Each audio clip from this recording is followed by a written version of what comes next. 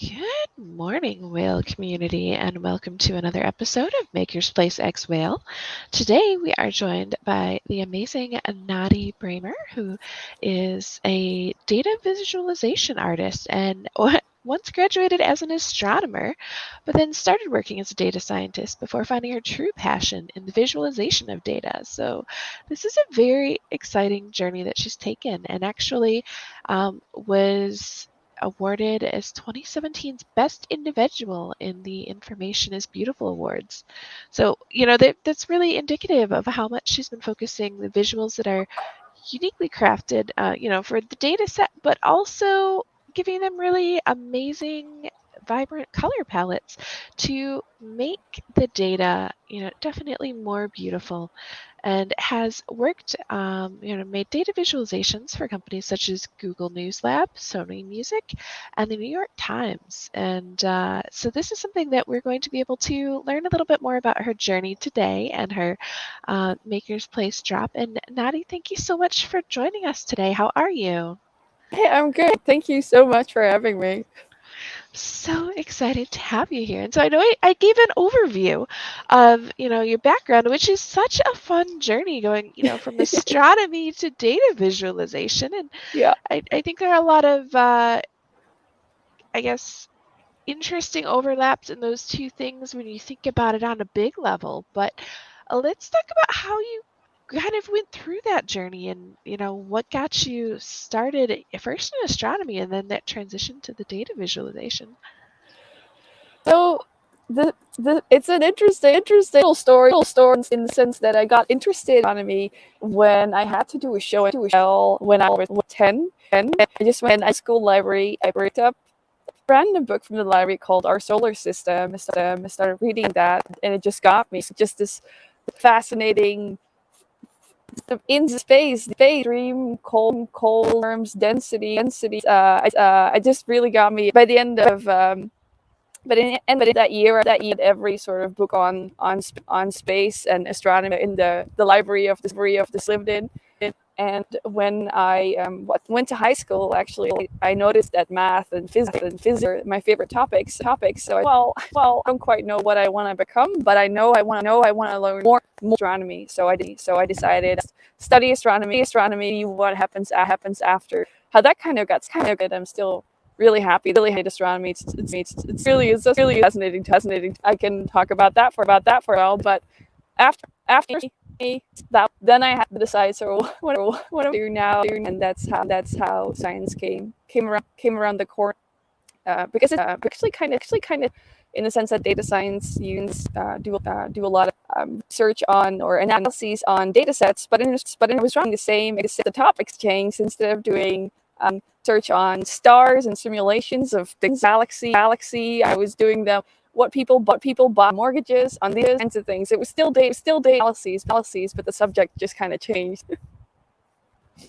That's, I think, such an amazing story being able to, tie this back to when you were, in elementary school and you're 10 and you were like fascinated with, space and all of the things that are really out there and having, the math and the science and the physics and then being able to take those things and really, you know, pursue those in a way that helps guide you to what you're passionate about. And what a Exactly. what a fun journey, because that's something that, traditionally when people think about STEM careers, and astronomy falls in there, they're not something that are generally associated with creativity in the visual sense. And so here you're taking those things and, doing something that's maybe a little bit less traditional with them. And Exactly. Yes, it's although I think it's be one of the more visual of the exists in the sense that amazing Hubble photos and other kinds. Astronomy is generally just photographing the sky in a way, or similar sky. So I've always maybe on like side was maybe drawn to astronomy also because of those gorgeous images that really sparked the imagination in a way. those definitely, like, that's such a fun way to look at data and be able to say, like, you know as you're looking at data, it seems like a very, perhaps monotonous or basic thing, depending on how you're displaying it. So finding ways to make it more visually engaging, I think, opens up the understanding for your audience as well. And, that's a very powerful form of communication, being able to reach more than just the standard, do I like numbers sort of folks. Exactly. And so with that, then, you've moved actually into creating art in the NFT space as well. So how did you first discover the metaverse and NFTs and get involved over here from, where you were? Yes, yes. So, I was a data for a few years astronomy, but I realized that visualization was more my thing, where I could combine the math, the data with the creative side. So I'm a data visualization freelancer, but I was always in the more custom and kinds of data visualization, average bar charts, but really that I would custom program for a particular data set. So I was drawn toward a data art side, and in 2020, I will see if I could get more clients to do data art with. Really kind of hard finding clients that have budget.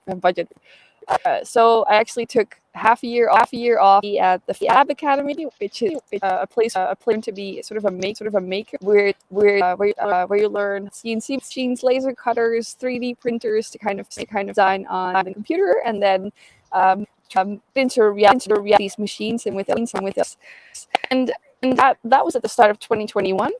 And it was such a course that I was basically living under a rock for that time. I ignored and all things basically. And when I emerged again in June of 2021, again at the people that I was jealous, follow Twitter, and I noticed favorite artists, these NFTs, and I was like, hey, NFTs, what's that? That's what they're doing. Sounds really cool. Really investigate.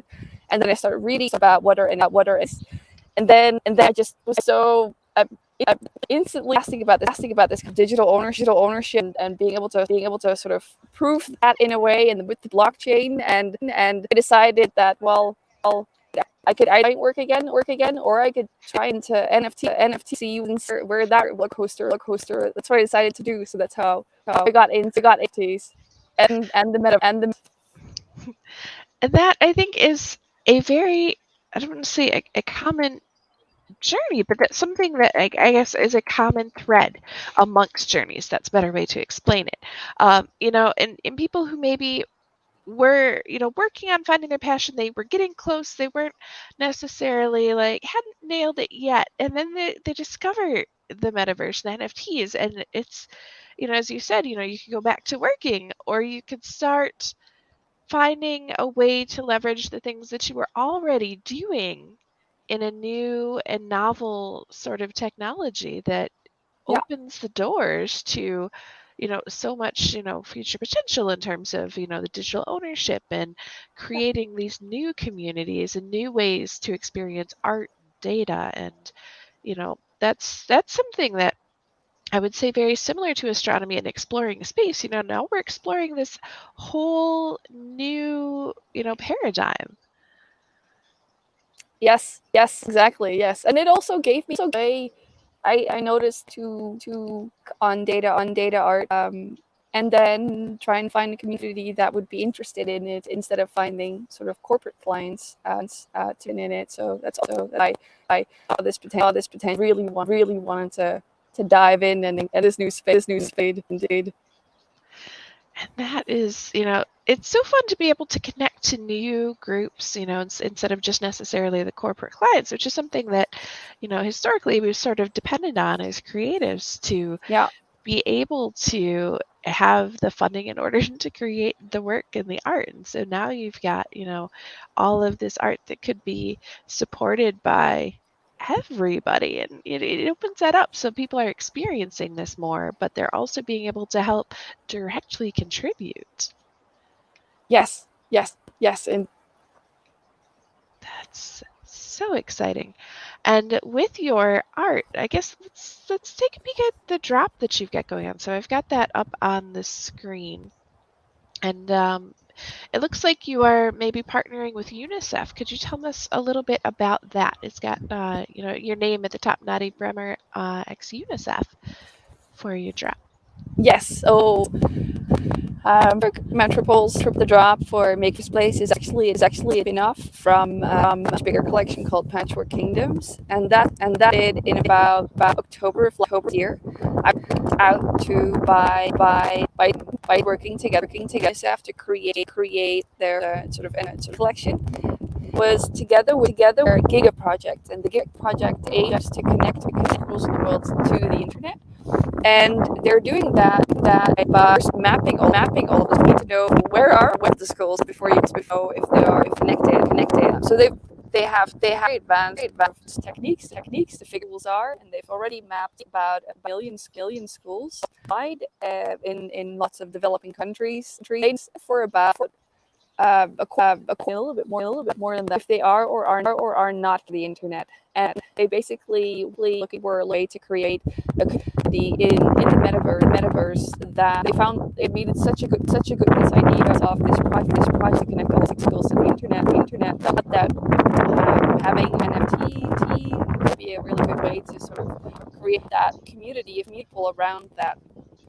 So they were looking for an artist to work with that data set. So a data artist in a way. And I'm really happy that they found me.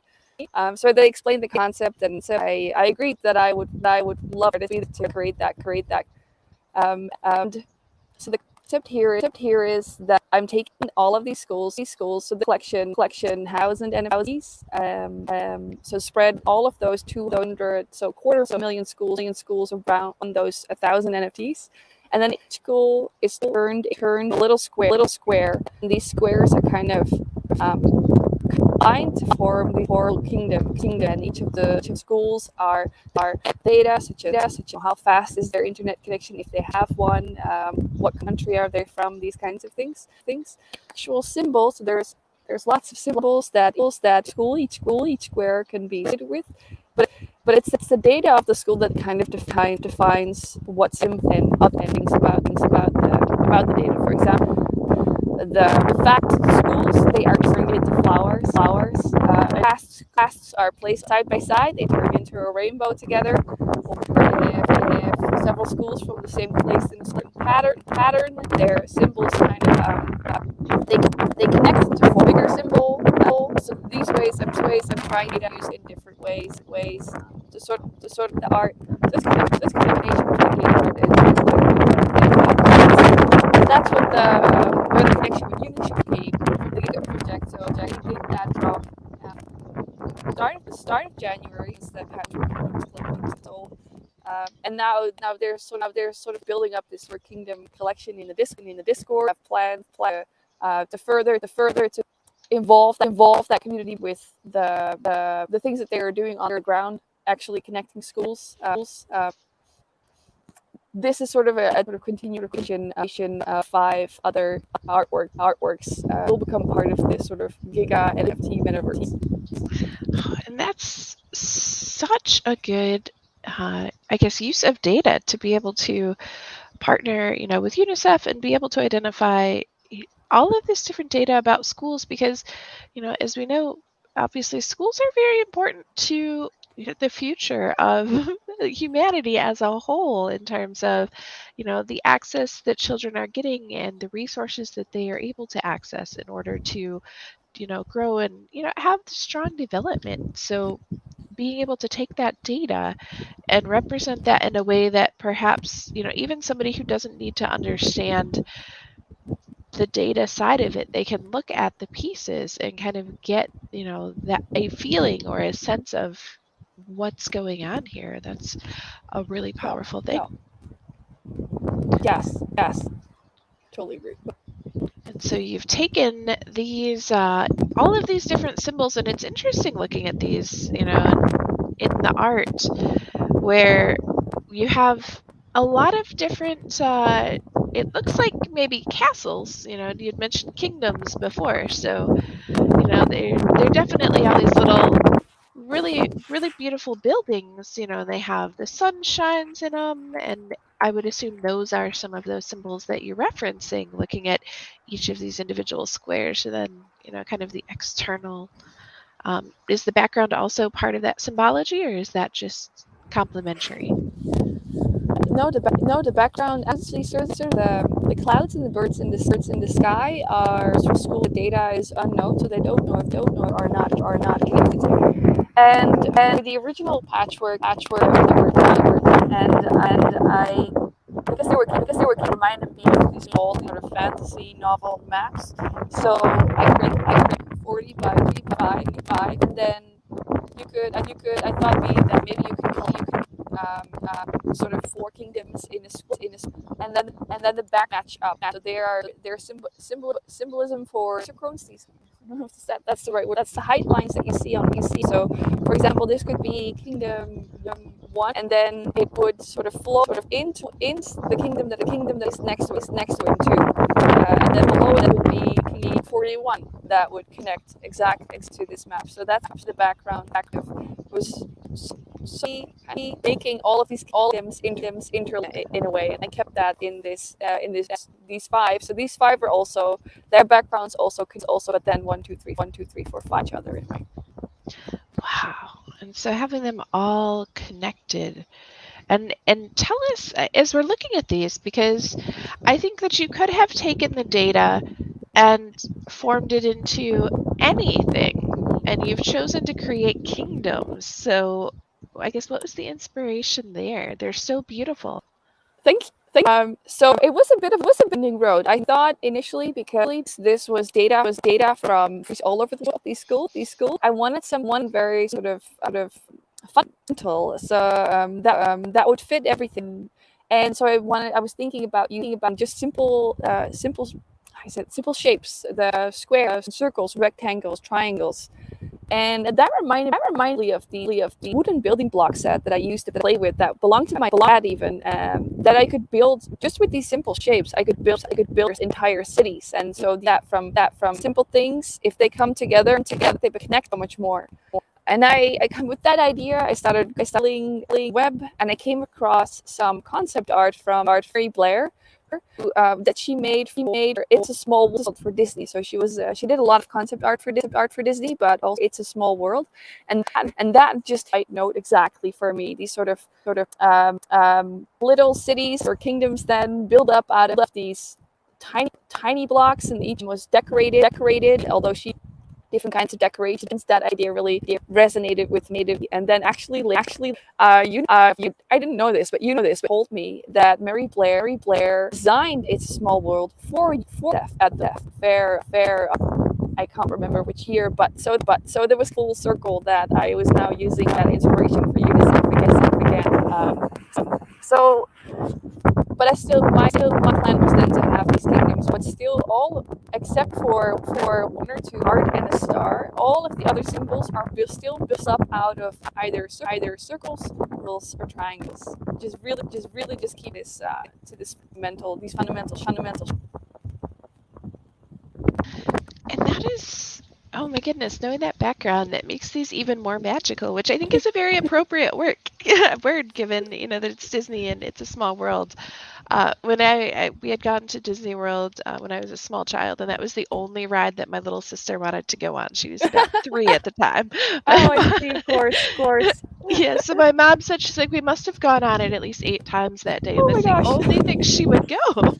But I think that's a testament to how relatable it is, regardless of your age. Like, this is something that, people can really connect to and have that sort of, I guess, just natural sort of draw that is so powerful, and something that people really appreciate. I know, looking at the chat as we're displaying these images, we had some comments on how beautiful the color choices were as well.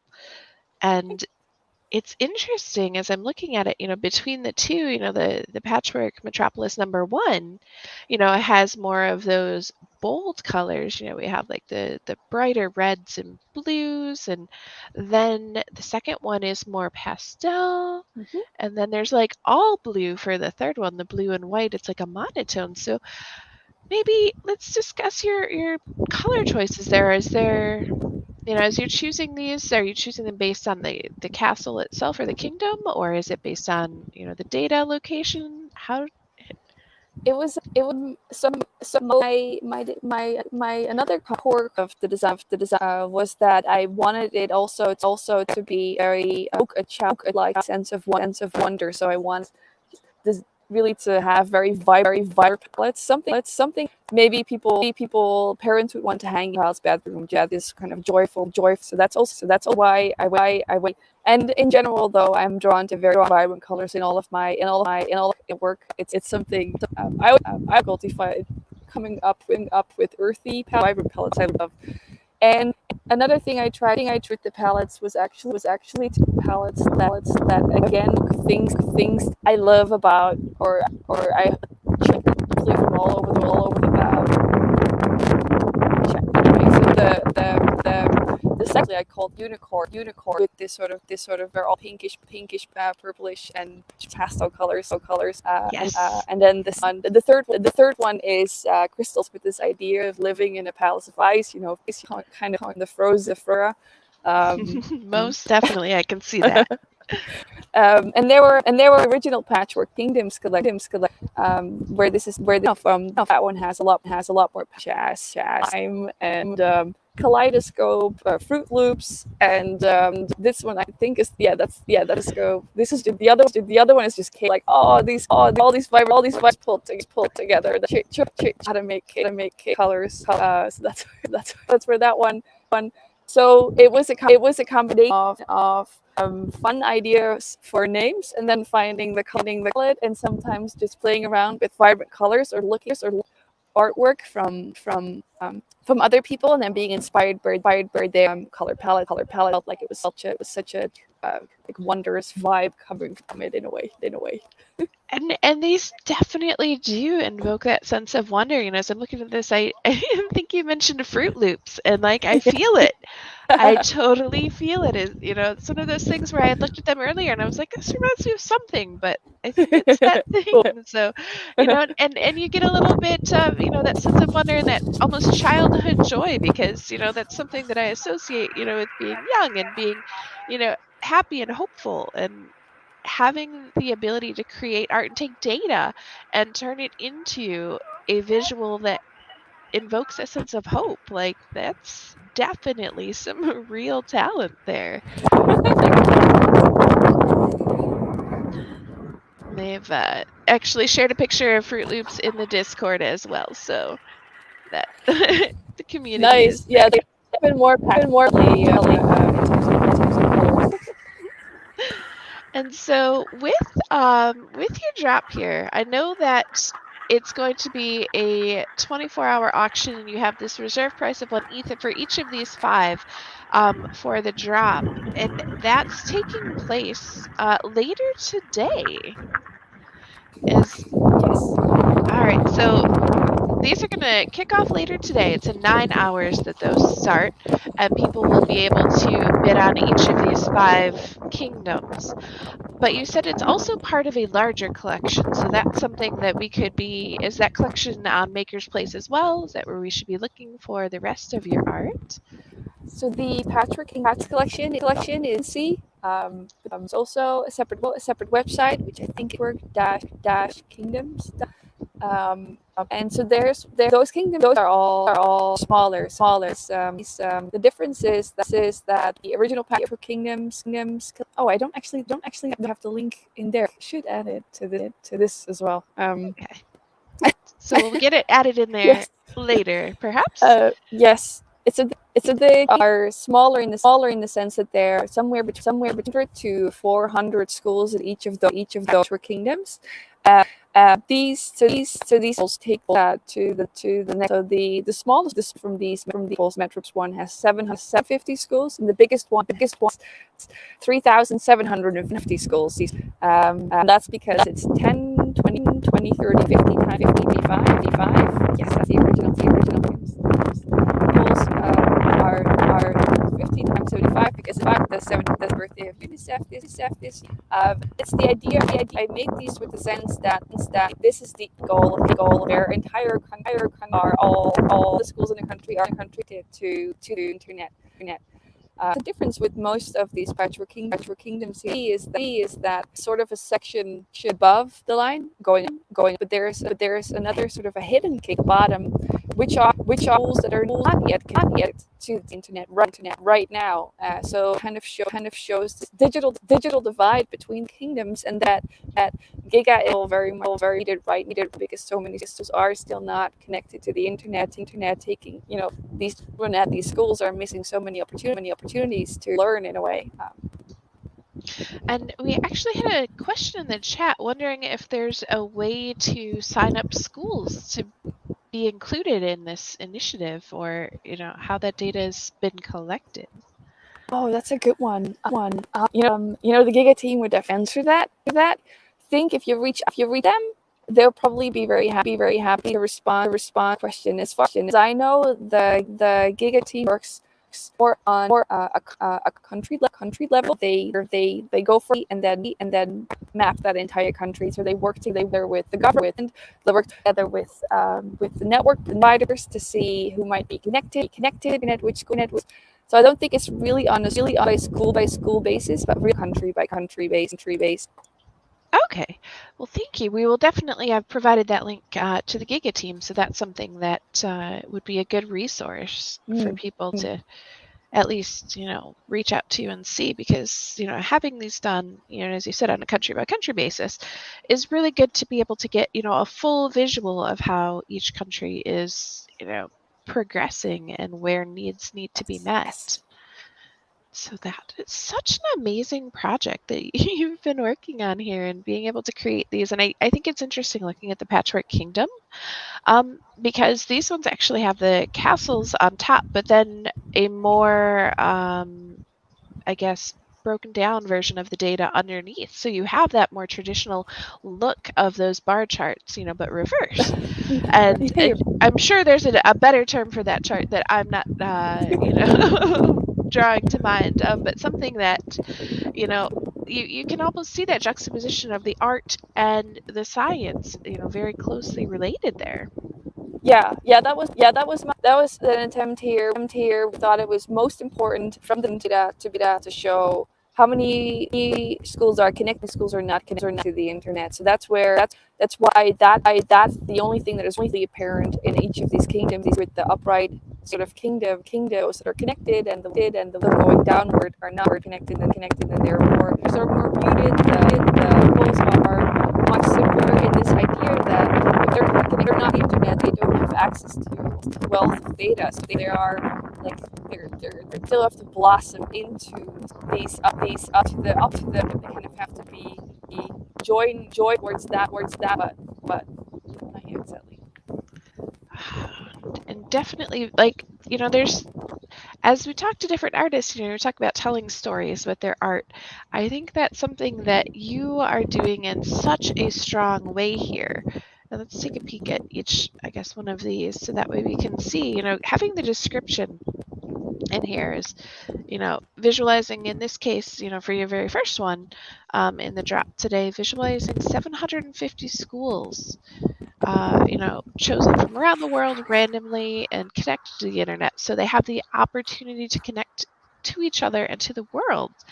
And that's sort of the goal, with what we've got here. And we know that some are not able to do that too. And so I think that's an interesting exploration, being able to show the representation of, who currently is able to have those resources, and how we need to bridge that divide a little bit more. Yeah. Yes, definitely. So I also on my website, for most of my sort of data visualization drops, I have an entire sort of very long explanation to art, and then that will be Patchwork Kingdom sort of line in there, and there will be a blog, and there I explain exactly how I'm using the data with all of the nitty gritty detail. Yes, so the blog.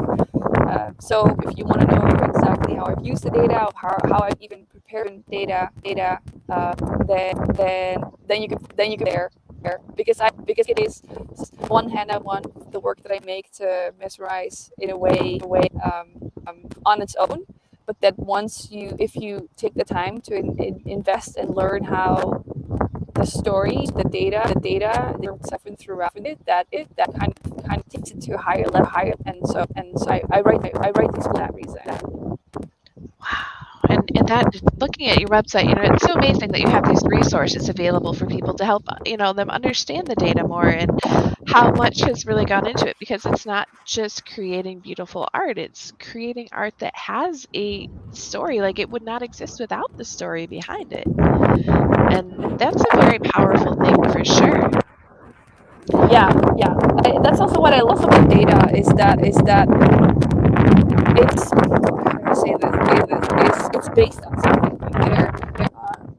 In general, with data visualization, haven't really come across like data boring. As long as I like working with data sets because the bigger there's always a story to find, and it might not be it's only interesting to the expert, and sometimes it can be interesting to a wide variety of people. But it kind of brings in more to the end because it's based on in real life in a way. It's not just the air. Yes. Yes, and that is so good. And I think that's a really good description of, the importance of having data and data scientists and being able to have that all of the information, because it's not just stuff that's being pulled out of thin air. It's factual and it's concrete, and it's something that, depending on how you're presenting it, maybe will be observed and understood and absorbed, and maybe, people may kind of skim over it, as you're going through, say, textbooks, and some people tend to skip the charts, but like, you've been able to transform that into things that literally will be drawing the eye, and those are things that people are going to want to understand more and see how this is being represented. And that really is such an amazing thing to be able to do, to get people to want to understand the data. Yeah, it's tricky. It's definitely tricky, but it is a very fun challenge. Exactly as you say it. If you wanna tell people the story that comes from data, you first need them that they investigate that, and that's by making the visualizations look visually beautiful even in a way.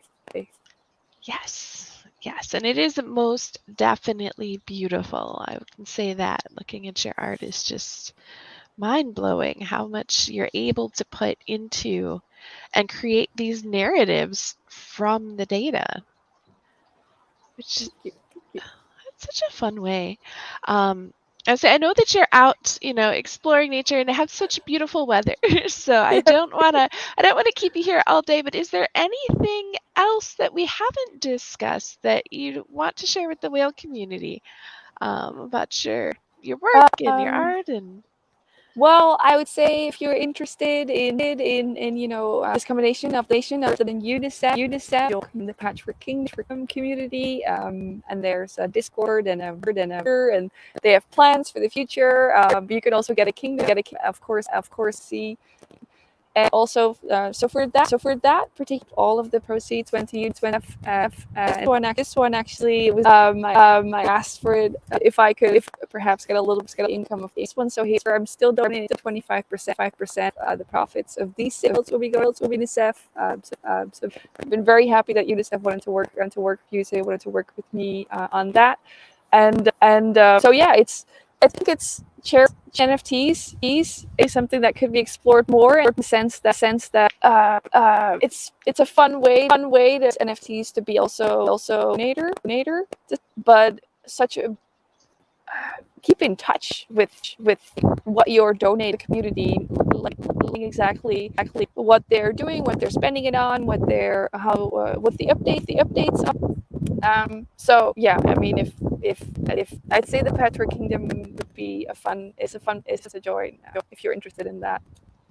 And I think that's a really, really great point that, the NFTs as a whole, and especially over the last, I'd say, 4 years of the development of the NFT space, really, because it's been about that, has definitely evolved. Because first it was like what can we do with this technology, right? And how can I, figure out how to leverage it? And now being able to leverage this in a way that will make an impact not just on the people in the metaverse, but really like the Yes, people yes. in their actual physical space and in their communities. Like that is, I think, the power of what we're doing, because it's able to be a transformative process. So you're able to have impacts, universally, and that is really magical.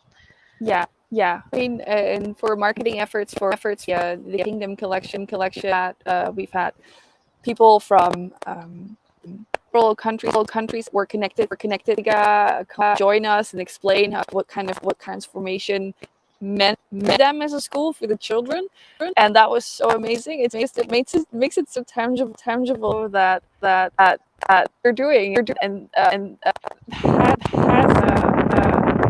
English is suddenly kind of flying. That you're something good in a way. That's what it comes down.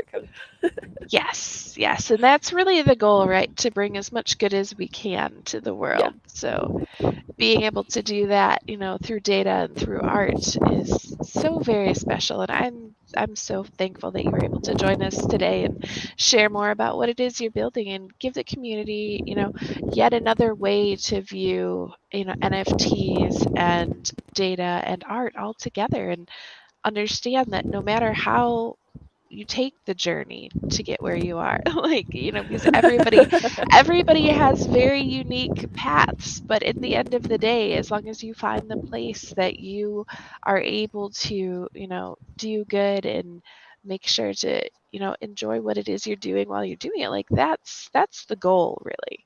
yeah, yeah. Well said. Yes, and thank you so very much for having me and giving me the time to talk about these collections. Absolutely. We definitely are looking forward to keeping up with you.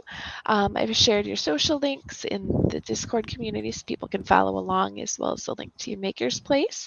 And, your drops will start in a little bit less than 9 hours now, so people can definitely keep an eye on that as those go live and follow the progress. And wishing you so much success as these, go out and following along on the rest of your Patchwork Kingdoms project. Thank you so very much. Thank you. We will talk to you again soon. Have a great rest of your day and enjoy the weather there. Yes, it's not going to be a problem. Thank you so much. Goodbye, whale community. We'll see you all later as well.